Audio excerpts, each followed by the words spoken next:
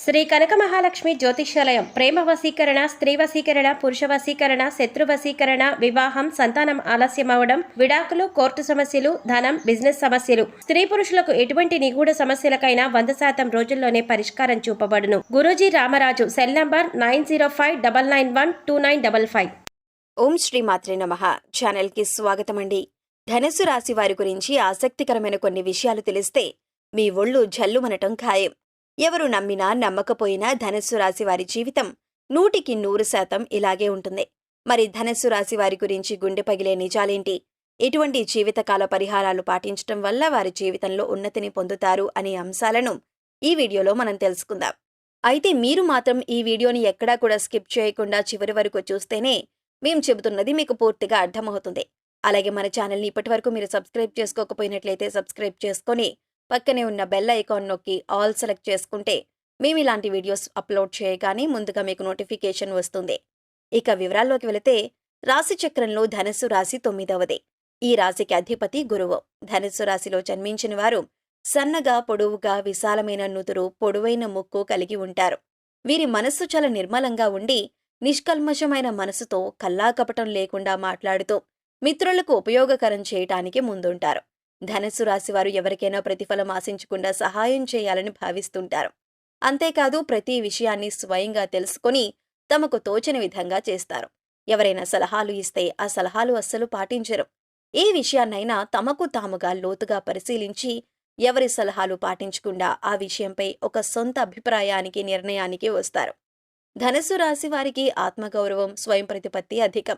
స్వవిషయాలను ఇతరులకు అవసరమైన మేరకే తెలియజేస్తారు. స్వవిషయాలలో ఇతరుల జోక్యాన్ని అంగీకరించరు. ఆధునిక విద్య, ప్రత్యేక విద్యల పట్ల ఆసక్తి ఉంటుంది.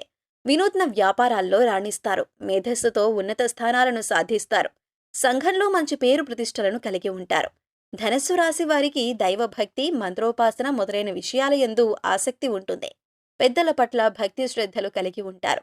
న్యాయం, ధర్మం, సహధర్మం ఇవన్నింటినీ పరిగణలోకి తీసుకుంటారు. అవకాశం ఉండి సహాయం చేయలేదన్న నింద భరించవలసి వస్తుంది. ధనుస్సు రాశి వారికి ఉన్నత స్థితిలో ఉండి కూడా అయిన వాళ్లకు ఏమీ చేయలేకపోయామన్న భావన కలుగుతుంది.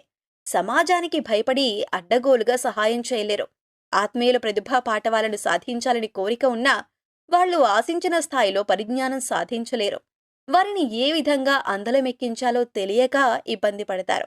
ధనుస్సు రాశి వారికి సొంత వర్గం వారితోనే బద్ధవైరం ఏర్పడుతుంది.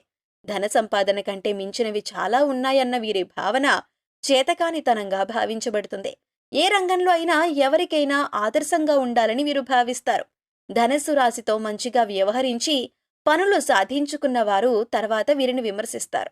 ఇది వీరు సహించలేని విషయంగా మారుతుంది. దాన ధర్మాలు బాగా చేస్తారు. గొప్ప సహాయాలు అందుకుంటారు. ధనం కొరకు తాపత్రయపడక వృత్తిలో గౌరవం, పేరు ప్రతిష్టలకు అధిక ప్రాధాన్యత ఇస్తారు. ధనుస్సు రాశి వారు ధనం కొరకు ప్రాధేయపడరు. ధనమే వీరి చుట్టూ తిరగాలని అనుకుంటారు. ఆడమగాన్న తేడా లేక అందరినీ సమంగా చూస్తారు. జ్యేష్ఠ సంతానం విషయంలో జాగ్రత్త అవసరం. ఇతరులకు మంచి సలహాలను నిజాయితీగా చెబుతారు. ఆ సలహాలను పాటించాలని ఒత్తిడి చేయక వారి విచక్షణకు వదిలివేస్తారు. ధనుస్సు రాశివారు ఏ విషయంలోనూ అతిగా కలుగజేసుకోరు.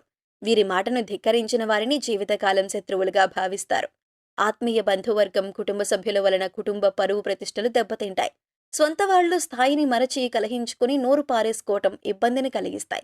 ధనుస్సు రాశి వారి సిద్ధాంతాల కారణంగా తమ వారు కొంతకాలం దూరమవుతారు. నైతిక బాధ్యతలను చక్కగా నెరవేరుస్తారు. సహోదర సహోదరి వర్గానికి చేసే సహాయం విపరీతాలకు దారితీస్తుంది.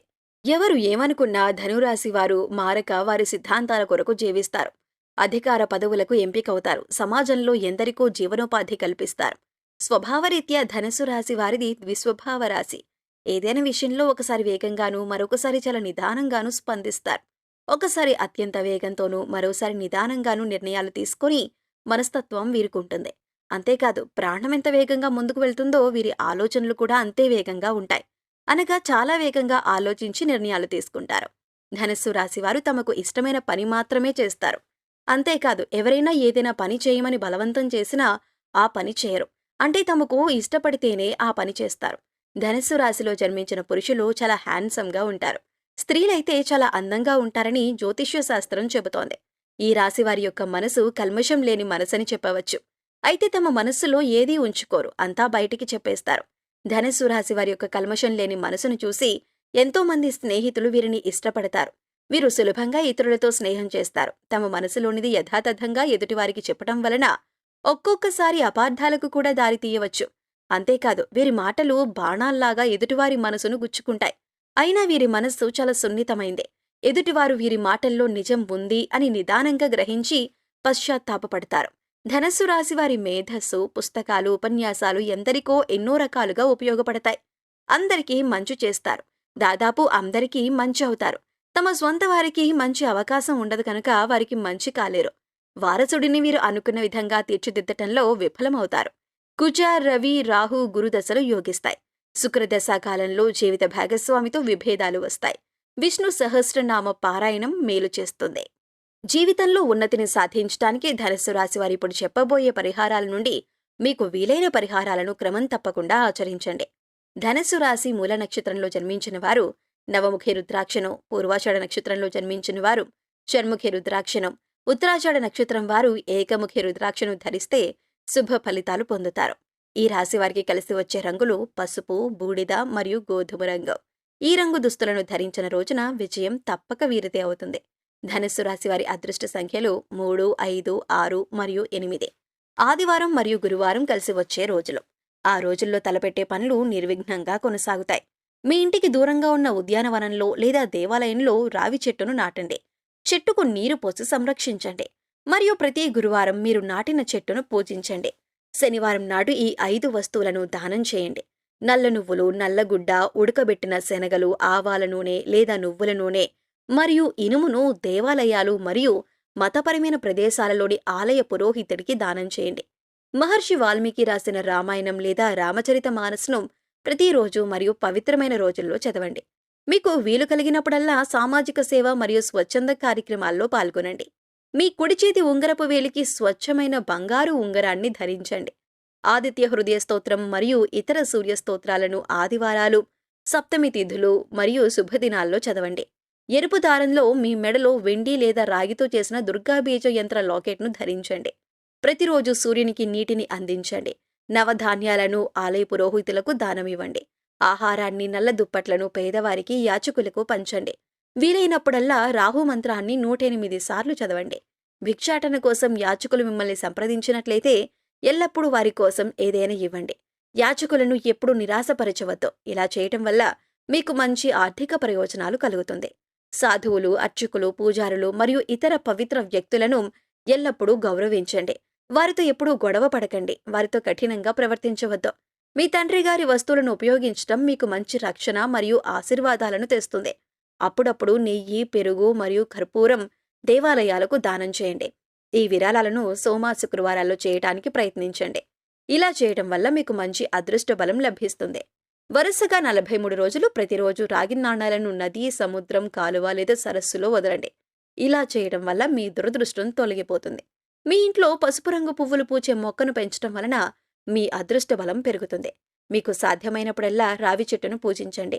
సూర్యోదయ సమయంలో రావి చెట్టుకు నీరు పోయండి.